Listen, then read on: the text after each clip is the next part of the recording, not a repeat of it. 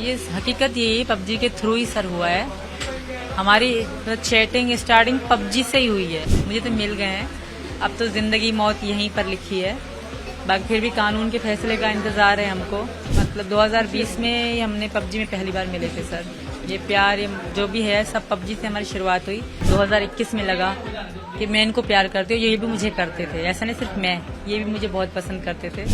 जब इनके घर वाले इनकी शादी की बात करते थे ना, तो मुझे बहुत बुरा लगता था कि ये शादी करेंगे, किसी और के हो जाएंगे, मैं इधर हैदर के जूते खाने के लिए सारी जिंदगी पड़ी रहूंगी। हिंदू रीति रिवाजों के बारे में सचिन ने आपको बताया था पहले? बिल्कुल बताया था, 7 फेरों के बारे में। वैसे मैंने बहुत इंटरेस्ट रखा है इनकी मतलब धर्म में। मैं वहाँ रह के भी यहाँ की चीजें, नवरात्रि हो, करवा चौथ हो, होली हो, ये सब इनके मनाते थे हम दोनों साथ में। हाँ, इन्होंने मेरी एक ईद मनाई थी मेरे साथ। जब हमारी शुरू बात हुई थी तो इन्होंने एक व्हाइट सूट सिलवाया था। उसके बाद उन्होंने मेरे को ईद नहीं मनाई। हाँ, मैंने इनके हर त्योहार मनाए। कहते हैं प्यार किसी सरहद को नहीं देखता, कहते हैं प्यार किसी हुक्मरानों से नहीं डरता। और आजकल इन दिनों इसी प्यार को लेकर सुर्खियों में हमारे साथ सीमा हैदर जी। और सीमा हैदर जी, पहले तो बहुत बहुत स्वागत है आपका भारत में और टाइम्स नाउ नवभारत में भी। सभी के मन में सबसे बड़ा सवाल इस बात को लेकर है कि ये शुरू कैसे हुआ। जो सोशल मीडिया या दूसरे प्लेटफॉर्म पर जानकारी आई उसमें ये पता चला कि पबजी के जरिए ये प्यार स्टार्ट हुआ, तो लोगों को थोड़ा सुनने में ऑकवर्ड लगा। ये सब कुछ शुरू कैसे हुआ, क्या बताएंगे आप? ये हकीकत यही है, पबजी के थ्रू ही सर हुआ है। हमारी चैटिंग स्टार्टिंग पबजी से ही हुई है। बाकी मैं इनको वैसे नहीं जानती, झूठ में नहीं बोलूंगी कि अब तक मैंने कोई भी झूठ नहीं कहा, क्योंकि मैं इनको पाना चाहती हूँ। मैं सच की बुनियाद पे हर चीज करना चाहती हूँ। अगर मेरे नसीब में होंगे हैं, मतलब मुझे तो मिल गए हैं, अब तो जिंदगी मौत यहीं पर लिखी है। बाकी फिर भी कानून के फैसले का इंतजार है हमको। तो हमारी पबजी से ही स्टार्ट हुआ है सर प्यार हमारा। मतलब 2020 में ही हमने पबजी में पहली बार मिले थे सर। ये प्यार ये जो भी है सब पबजी से हमारी शुरुआत हुई। फिर व्हाट्सएप से इंस्टाग्राम, मैसेंजर, ऐसी कोई भी आईडी नहीं है जो हम दोनों के एक दूसरे के पास ना हो। इनका फेसबुक मेरे पास, मेरा फेसबुक इनके पास, इनकी इंस्टा की आईडी मेरे पास। हर आईडी में हम एक दूसरे का नंबर लगाते थे, ये मेरा, मैं इनका। तो हमारे प्यार में मतलब ऐसा कुछ भी नहीं है। मैंने सारे सबूत दे दिए हैं, क्योंकि जो सच है वो सच है। मैंने अपनी इंस्टा की आईडी, फेसबुक की आईडी सब मैंने उन जो पुलिस वाले जो मुझसे पूछताछ कर रहे सब मैंने उनको दे दी सर। लेकिन पबजी पर अगर आईडी बनानी होती है तो असली नाम तो नहीं आता, तो आपको कैसे पता चला कि ये यही है? और आपके मतलब पहली बार फिर वो कब पसंद आने लगे आपको? इन्होंने असली नाम रखा था, सचिन मीना ही लिखा था। आप अपनी मर्जी है, जो आप लिखना चाहें वो आपकी पसंद है। मैंने फेक लिखा था, इन्होंने रियल नाम लिखा था। मेरा मारिया खान था, फेक एम से मारिया खान, और इन्होंने सचिन मीना ही लिखा हुआ था। तो ऐसा कुछ नहीं है, अब बंदे की अपनी मर्जी, तो फेक लिखे हैं रियल, हमने रियल लिखा था। तो इनको जब मैं इनकी गेम में गई तो इनको इंटरेस्ट आ रहा था कि लड़की खेल रही है। मैंने माइक भी नहीं खोले, खाली ये मुझे रिक्वेस्ट भेजे जा रहे थे कि खेल लें साथ में।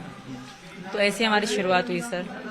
कब लगा कि सचिन भाई जो है वो आपको लेकर सीरियस है? क्योंकि आपने कहा कि ये लगातार रिक्वेस्ट भेजे जा रहे थे, बात करने की कोशिश कर रहे थे, तो वो कब लगना शुरू हुआ कि हाँ थोड़ा बहुत आपको लेकर, आपके मन में इनको लेकर इमोशंस हैं? हाँ, मुझे तकरीबन एक साल के बाद 2021 में लगा कि मैं इनको प्यार करती हूँ, ये भी मुझे करते थे। ऐसा नहीं सिर्फ मैं, ये भी मुझे बहुत पसंद करते थे।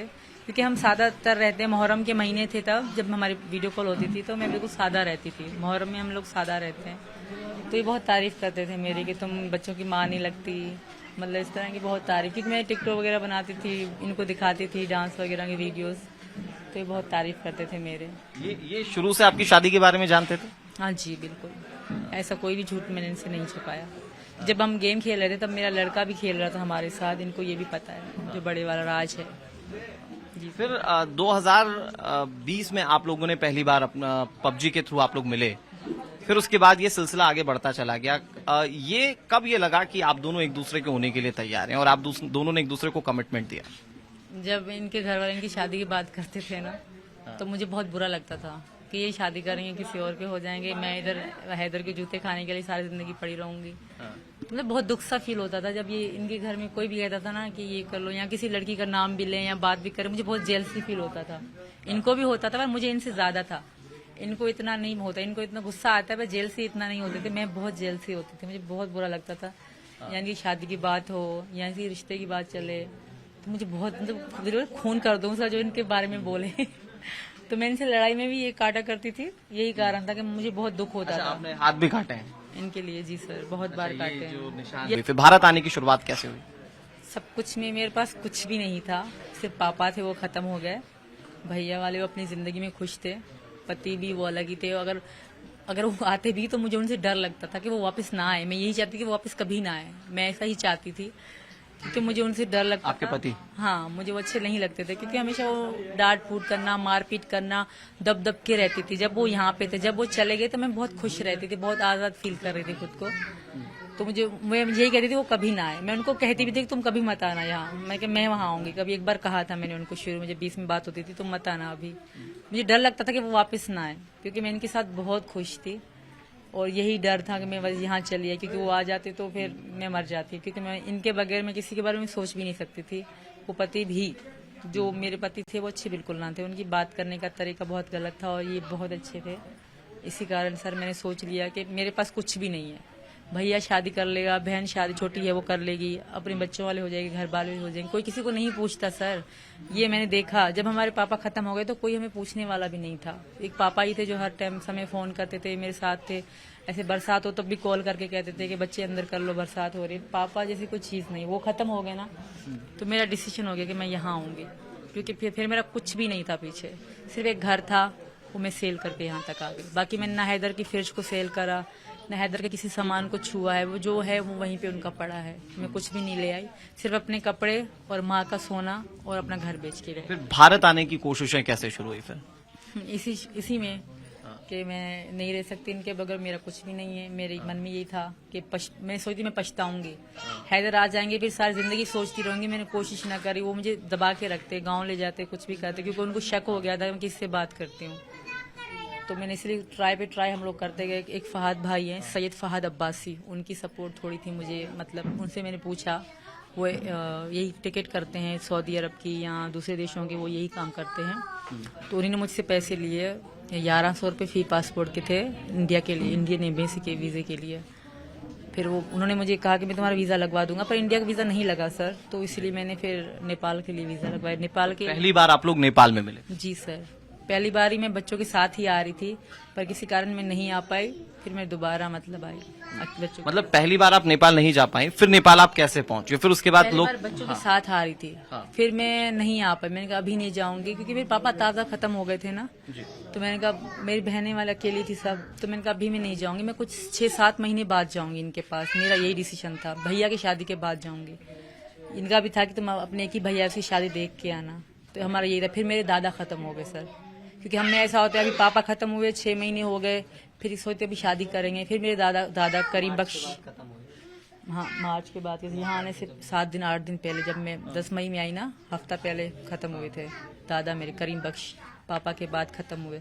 तो अब मैं इनको कहती हूँ कि अब दादा खत्म हो गए, कल और हमारी बीमार हैं दादी, वो भी कल खत्म हो जाएंगे। ऐसे 6 महीने भैया की शादी लेट हो रही है, और पैसे खत्म हो रहे थे। हम पे पैसे वही थे जो 10-12 लाख में घर बेचा। तो फिर टिकट सस्ती मिली मुझे, मैं उसी सस्ती टिकट में हम लोग आ गए।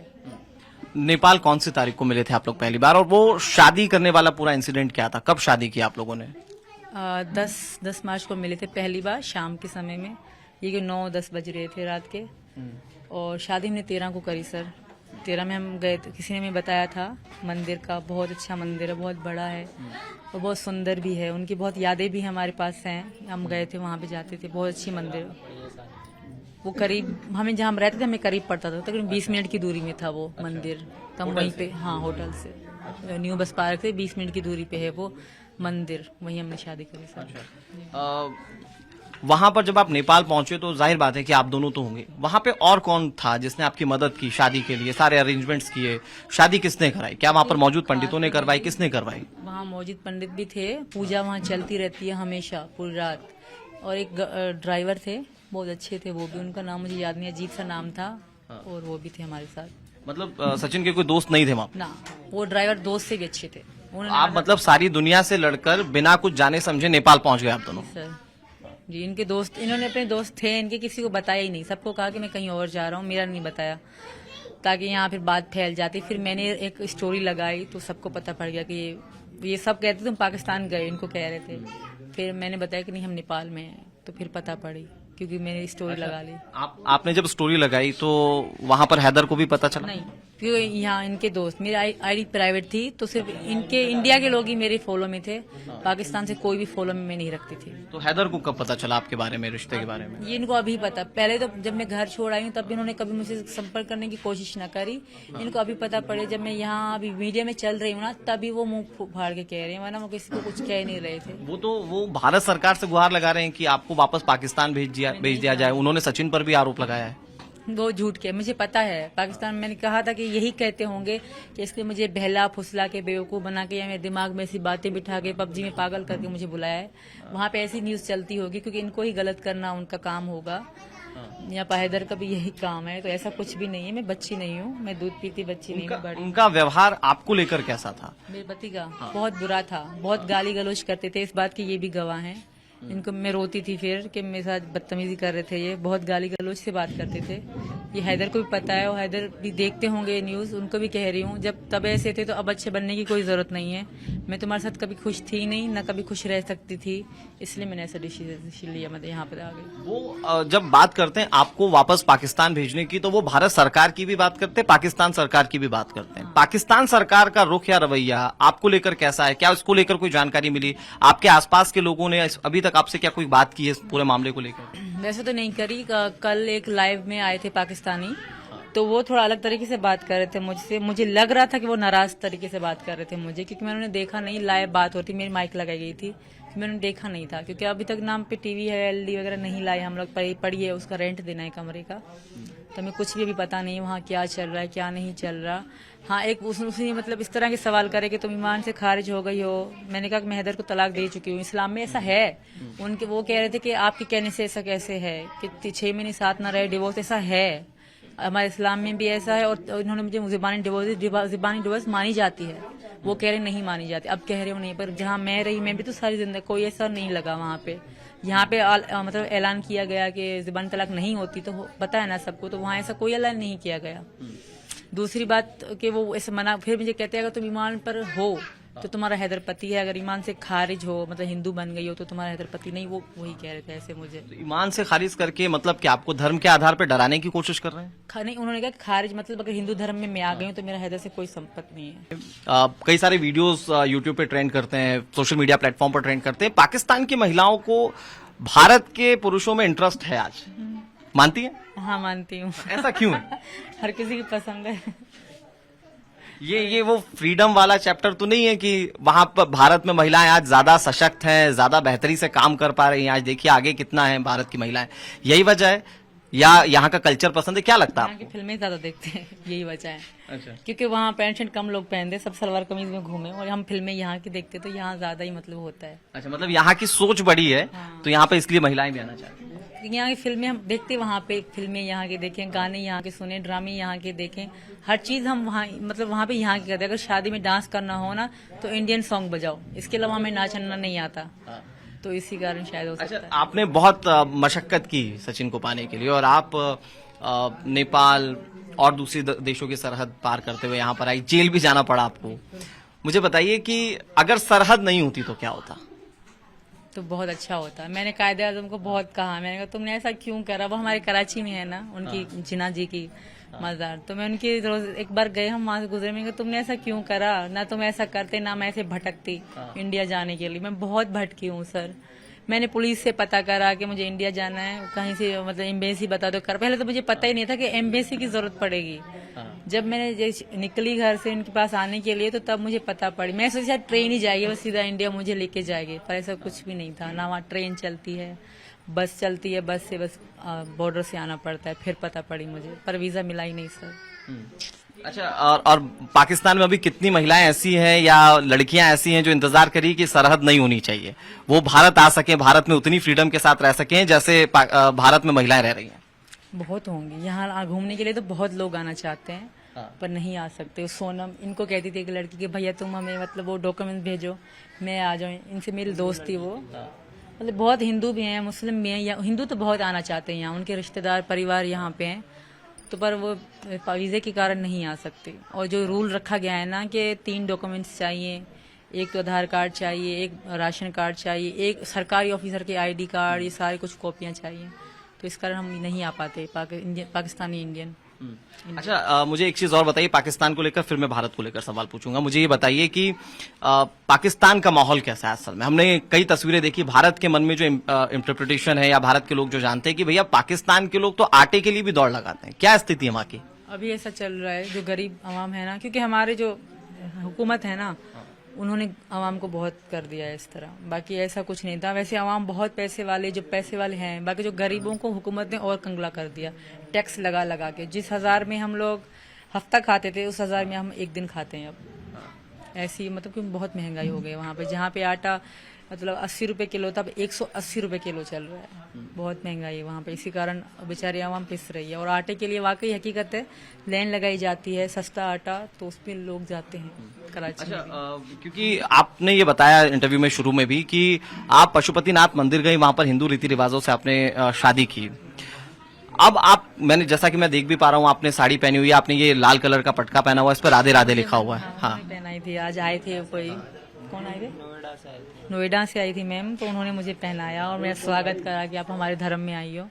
बहुत मुझे वो भी दी, कोई दी जाती है यहाँ पे, बहू को दी जाती है, तो वो भी मुझे दी, पैसे वगैरह दिए उन्होंने। बहुत अच्छे लोग थे वो। 2 लेडीज थी, आंटी थी, एक अंकल थे, बहुत अच्छे थे वो। आप पूजा करती हैं? हाँ, आप करती हूँ। मैं वहाँ भी 2 दिन पूजा करी। पहली पूजा पे वकील मेरे पास आया, दूसरी पूजा पे मुझे बेल मिल गई। मेरे मन से मैं वहाँ जाके रोई, क्योंकि अकेली बैठी होती थी। वहाँ एक मंदिर बना रखा है, तो बहुत मुझे इनके लिए बहुत बेचैनी होती। मैं बहुत रोई वहाँ पे। एक लड़की थी रश्मि, वो मुझे वहाँ पे आरती करना, मतलब नहीं थी तो मुझे नहीं आती, वो मुझे सिखा रही थी कि आरती ऐसे ऐसे करनी है। तो उनके साथ मैंने पूजा करी, प्रसाद बांटा हमने, क्योंकि उन्होंने व्रत रखा था। कल जिस दिन यहाँ आई ना, एक दिन पहले, तो बहुत अच्छा लगा, बहुत रिलैक्स फील करा। और मैं यही समझती हूँ शायद मैंने मन से करी, शायद इसलिए मैं आज यहाँ हूँ। अब क्या आप सनातनी हो गई है? मतलब आपको अब क्या सीमा सनातनी का है? क्योंकि मैं अब यहाँ इस धर्म की हो गई हूँ, तो मुझे यही कहा जाए। और सीमा गुलाम हैदर मुझे अब नहीं बुलाया जाए। अब मैं भी रिक्वेस्ट सबसे यही कर रही हूँ, मुझे सीमा गुलाम हैदर मत बुलाओ। या तो सीमा सचिन बुलाओ, या ठकुराइन बुलाओ, या सीमा मीना बुलाओ, कुछ भी बुलाओ, पर सीमा हैदर मत बुलाओ। मैं सचिन के पास जाऊँ, एक सवाल और मुझे बताइए कि कौन कौन से भगवान की पूजा करती हैं आप? मैं कान्हा जी की ज्यादा करती हूँ, मुझे अच्छे लगते हैं। अच्छा, इसीलिए राधे राधे भी पहना हो? जी, मुझे बहुत अच्छे लगते हैं वो। अच्छा, अभी भारत में आपने सुना होगा कि कई सारे ट्रिपल तलाक जैसी चीजों को खत्म कर दिया गया। शरीयत का कुछ लोग हवाला देते हैं, यहाँ पर यूसीसी की बात की जा रही है। इन सारी चीजों को लेकर जानकारी रखती हैं आप? ज़्यादा नहीं सर, क्योंकि ज़्यादा एजुकेशन नहीं है मेरी, तो इतना नहीं रखती। पर इतना पता है, इस्लाम के बारे में थोड़ा बहुत मुझे इन्फॉर्मेशन है। तो ये हलाला, 3 तलाक जैसी चीजें जो हैं इस्लाम में, इसको लेकर क्या कहेंगी? हलाला तो वो सही नहीं है, क्योंकि हलाले के लिए अब इनसे तलाक ली, दूसरा पति करके फिर इनसे शादी करूंगी, ये सही नहीं है। बाकी तलाक तो हर किसी की मर्जी, कोई नहीं रहना चाहता तो दे दे भले, तो वहाँ पे अलाउड है। अभी वो ये बैन नहीं किया गया कि आप 3 तलाक मुंह से नहीं दे सकते, दे सकते हो। सब कुछ चल रहा है, किसी की मर्जी, कोई कागजी दे, कोई जुबानी दे, सब कुछ अलाउड है। तो मेरे पति ने मुझे दी, अब नहीं मान रहे, ये मेरी गलती है कि पर साइन में कैसे करवाते उनसे, क्योंकि वो मुझसे दूर थे। अब भी दूर हैं, तब भी दूर थे, तब मेरे साथ नहीं रहते थे, तो यही कारण था। अब वो मुझे दावा करेंगे तो मेरी पत्नी हो, शायद साइन करवा। पाकिस्तान जाना चाहेंगी? नहीं सर, अभी तो कभी नहीं जाना चाहूंगी। सारे बच्चों के साथ अब यहाँ पे यहीं पर, क्योंकि वहाँ मेरे जाना सही नहीं होगा, मेरे बच्चों के लिए भी और मेरे लिए भी बहुत खतरनाक होगा। सचिन, आपके लिए तो पाकिस्तान छोड़ दिया, अब आप क्या करेंगे आगे, क्या कर सकते हैं इनके लिए? मैं अच्छा, यानी कि अच्छा बालकों को वो देना चाहता हूँ, संस्कार, और इसको भी अच्छा संस्कार दूंगा, यानी कि भगवान भगवान की। और कल को कभी ये नहीं लगा कि पाकिस्तान में रहती है लड़की, धर्म दूसरा है, यहाँ पर लोग किस तरह की बातें करेंगे? नहीं सर, ये तो नहीं लगा। खैर, इसने ही बोला था, मैं तुम हिंदू हो तो मैं भी हिंदू बनकर रहूंगी, ये बोला था इसने। आप हिंदू बनकर रहेंगी? कुछ हिंदू धर्म के बारे में जानती हैं आप? थोड़ा बहुत जानती हूँ, बाकी और जान लूंगी जब इंटरेस्ट रखा है। अभी तो जब से आई हूँ टेंशनों में बीते हैं दिन। अब तो सब मम्मी भी, मैंने इच्छा यही थी कि मम्मी के साथ रहूँ, मम्मी मुझे सिखाए। तो मैं वहाँ अकेली रूम में रह रही थी, इनसे रोज लड़ती थी, मुझे मम्मी के साथ रहना है, ताकि मम्मी मुझे इन बारों में बताए। तो अब मम्मी के साथ रह के जो नहीं भी जानती वो भी जान लूँगी। वैसे बहुत जानती हूँ, नवरात्रि के बारे में जानती हूँ, जो भैया दूज के बारे में जानती हूँ, रक्षाबंधन के बारे में जानती हूँ, करवा चौथ के बारे में जानती हूँ, बहुत चीजें जो जानती हूँ मैं। वहाँ पर भी बनाई थी, दो पे भी करवा चौथ मनाया? जी सर। एक आखिरी सवाल, भारत सरकार से, हिंदुस्तान की सरकार से क्या उम्मीद रखते हैं और पाकिस्तान को क्या मैसेज देंगी? पाकिस्तान को मैसेज यही दूंगी कि मैं कभी पाकिस्तान रही हूँ, तो मेरी रिक्वेस्ट है उनसे कि मतलब इस तरह की उल्टी सीधी मतलब बातें या मेरे लिए कुछ भी ना करें। मैं भी नहीं कर रही, मुझे ये भी रिक्वेस्ट है उनसे कि हैदर की बातों को इग्नोर मारे। मैं हैदर के साथ खुश नहीं थी और ना कभी खुश रह भी सकती हूँ। अगर वो मुझे मेरा भला चाहते हैं तो मुझे यहाँ रहने दें, मैं खुश हूँ सचिन के साथ बहुत ज़्यादा। और इंडियन से यही रिक्वेस्ट है, यहाँ की गवर्नमेंट से, कि मुझे यहाँ रहने दें और मुझे यहाँ की नागरिकता मिले, मेरे बच्चे स्कूल जाएं। उन घर बैठे उनकी फ्यूचर खराब हो रहा है बस। ठीक है, तो ये हमारे साथ सीमा हैदर जी थी जिन्होंने सारी बातें बताई। प्यार के लिए उन्होंने ये सब कुछ किया। उम्मीद करते हैं आगे भी बहुत सारी चीजें इनके लिए अच्छी होंगी। कैमरा पर्सन रत्नेश के साथ अनुराग सिंह, टाइम्स नाउ भारत।